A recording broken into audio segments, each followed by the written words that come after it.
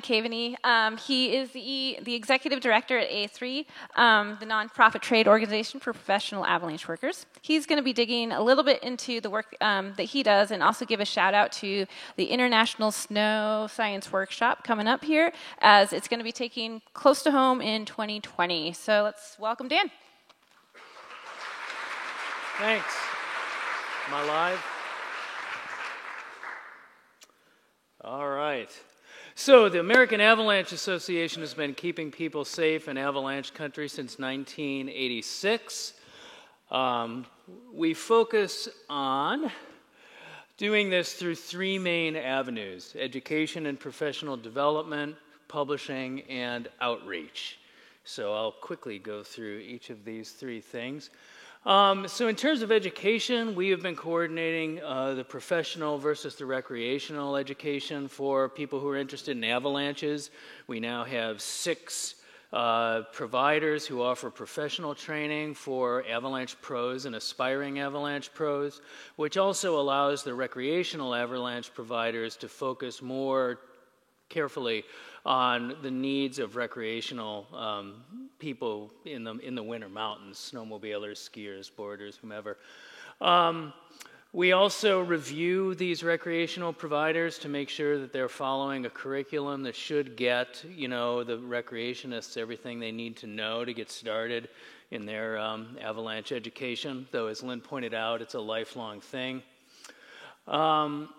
We support many of the snow and avalanche workshops like this around the country. This year we supported, I think, 14 of them with grants to bring in great speakers. And we also fund research and scholarships for our members to do research, obviously, and go to events like SAWS and the ISSW, the International Snow Science Workshop, that I'll talk about in a minute. Well, we just heard from the editor of the Avalanche Review, Lynn Wolf. So she is an important part of the organization in terms of our publishing. We publish the Avalanche Review 4 times a year. It's a terrific journal, and I'd encourage you guys to join as general members if you like snow and avalanche workshops, because it's like getting a snow and avalanche workshop mailed to you 4 times every winter. You can do that at AmericanAvalancheAssociation.org. We also do some book publishing, some standards for avalanche observation. I write newsletters at least once a month to bring the members up to date on things that are going on in the avalanche world. The last of our 3 main focuses is outreach. And probably the biggest component of our outreach program is avalanche.org, which we work on with the Forest Service National Avalanche Center. That has, this isn't a great photo of it. You can see that, all the polygons are gray. If I had grabbed that screenshot during the winter, it would be color-coded with the actual forecasts. But it's a clearinghouse of all the forecasts around the country. We got, about 1.5 million views last year. And the other piece of our outreach that I think is really important is we're encouraging recreational memberships. We did start our life as the American Association of Avalanche Professionals, but we view it as an important part of our mission to invite recreationists to join us. And so I'm inviting all of you. You can join us if you like. I think it's a valuable organization to be a part of if you're interested in expanding your avalanche skills. It's important to keep the lights on, and I do want to acknowledge that a lot of the funding that we use to support Snow and Avalanche Workshop, research, scholarship, publishing, comes from our 4 largest sponsors, who are CIL, which is an explosives company, BCA, VESAN, and TAS. These guys are very generous to us and the rest of the avalanche community, so let's acknowledge them here. What have we been up to? It's a long list, and I thought it would be more interesting for you to hear Lynn than to hear me reading this list, so I'm not going to read it. But things have been going very well for the American Avalanche Association. We had a great season in 1920. All those metrics are positive. And what we've got coming ahead, we're very excited about this year and the future, where we've significantly expanded and reorganized our research grant program. We have increased our support for snow and avalanche workshops by 35%. We have accepted applications from 5 organizations who would like to offer professional courses.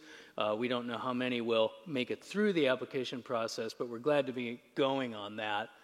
Membership is increased by hundreds of members. Avalanche.org, again, that 1.5 million view is up from like, what was it, 450,000 the year before, so that's a nice increase. And we're very excited about the International Snow Science Workshop and the sponsorship and the scholarships that we're going to give for that. So the ISSW is a lot like a heavy-duty saw, and it's going to be in Fernie this year, and we're working with the ISSW organizers, as we usually do. So I'm going to go ahead and show a quick video here that sort of outlines, what's going on there. But it's a very cool event. It's close. We can all go, and we'll be offering scholarships to members. So I'm just going to run this video real quick.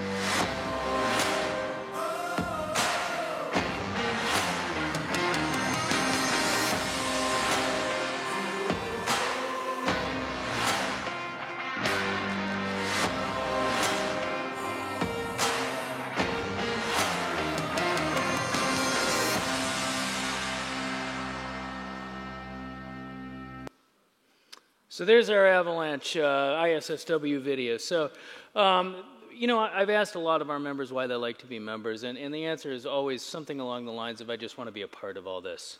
And it's an easy thing to be a part of. If you want to be sort of a recreational member, being a part of it only costs you $35 a year, and we'd invite you to join. For all the people who join us, donate money to us, or persuade a friend to join during the next month or so, will be eligible for at least a 1 in 50 chance to win a Black Diamond Guide BT Avalanche transceiver. And I actually made it 1 minute early. Look at that. Thanks.